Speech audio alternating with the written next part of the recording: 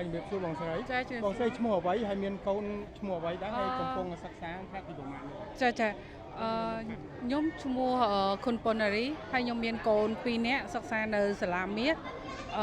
កូនទី1ឈ្មោះណារីសារ៉ាកូនទី2ឈ្មោះខាលីឌីគាត់រៀននៅថ្នាក់ទីកូនបងរៀននៅថ្នាក់ទី 3B កូនប្អូនរៀននៅថ្នាក់ទី 2B ចាបងស្រីមានចំណាប់អារម្មណ៍អ្វីខ្លះបានជាសម្រាប់ចិត្តយកកូនមកដាក់ឲ្យសិក្សានៅសាលានេះបាទនៅក្នុងនេះដែរមុននឹងខ្ញុំសម្រាប់ចិត្តយកកូនមកដាក់នៅសាលាមាសដោយសារសាលានៅក្នុងការសិក្សាគាត់មានការទទួលខុសត្រូវខ្ពស់ចង់និយាយថាគាត់មានការបង្រៀនដែលបានត្រឹមត្រូវទៅតាមស្តង់ដារ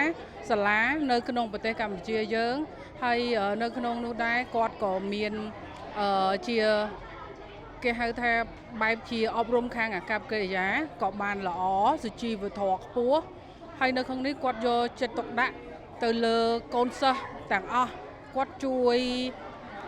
អប់រំកូនសិស្សបានយ៉ាងល្អមិនថាកូនសិស្សមានកំហុសឬក៏យ៉ាងណាគាត់ព្យាយាមកែតម្រូវក្មេងទាំងអស់នោះគាត់ជួយអប់រំបានល្អខ្លាំងមែនតើចា៎បន្ទាប់ពីលោកស្រីបានយកកូនមកដាក់សិក្សានៅសាលានេះតើក្រោយមកលោកស្រីបានសង្កេតឃើញអាកប្បកិរិយាកូនរបៀបម៉េចដែរសុជីវធម៌ខ្ពស់ការសិក្សាគឺបានល្អមែនតើពិន្ទុល្អបាន certificate ជារៀងរាល់ខែរហូតដល់ប្រចាំឆ្នាំទៀតទាំងដែលកូនខ្ញុំទាំងពីរនាក់ពេលដែលចូលរៀនដំបូងគឺគាត់អត់សូវចេះនិយាយខ្មែរទេ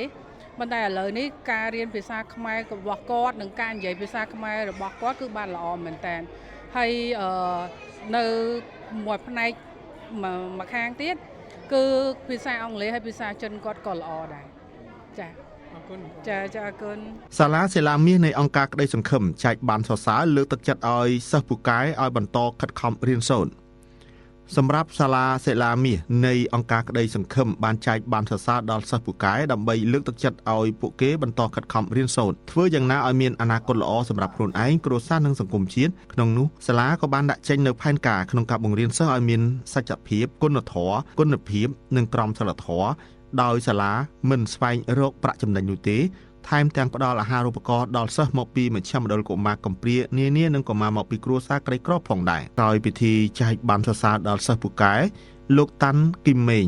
នាយកសាលាសិលាមាសនៃអង្គការក្តីសង្ឃឹមបានប្រាប់ថាការចែកបានសរសើរលើកទឹកចិត្តនៅពេលនេះគឺដើម្បីឲ្យសិស្សានុសិស្សកាន់តែមានទឹកចិត្តក្នុងការសិក្សារៀនសូត្របន្ថែមហើយលក្ខណៈពិសេសរបស់សាលាគឺផ្ដោតសំខាន់ទៅលើសច្ចភាពក្រមសីលធម៌វិន័យនិងគុណភាពចំណេះដឹងហើយសាលាតែងតែមានទម្លាប់ទំនាក់ទំនងជាប់ជាប្រចាំជាមួយនឹងឪពុកម្ដាយសិស្សឲ្យជួយអប់រំកូនបន្ថែមលោកបានបន្តថាសាលារបស់លោកជាសាលាឯកជនក៏ប៉ុន្តែមានគោលការណ៍ជាអង្គការឬជាសមាគមព្រោះសាលាមិនស្វែងរកប្រាក់ចំណេញទេគោលបំណងសំខាន់គឺដើម្បីចូលរួមអភិវឌ្ឍធនធានមនុស្សក្នុងនោះតែងតែផ្ដល់អាហារូបករណ៍ដល់សិស្សដែលរស់នៅតាមមជ្ឈមណ្ឌលកុមារកំព្រាឬអង្គការនានាហើយសាលាបានបញ្ជ្រាបការបង្រៀនជា3ភាសាដើម្បីឆ្លើយតបទីផ្សារការងារមានភាសាអង់គ្លេសភាសាចិននិងភាសាខ្មែរហើយសិស្សត្រូវមានគុណភាពនិងក្រមសីលធម៌ត្រូវមានជាដាច់ខាត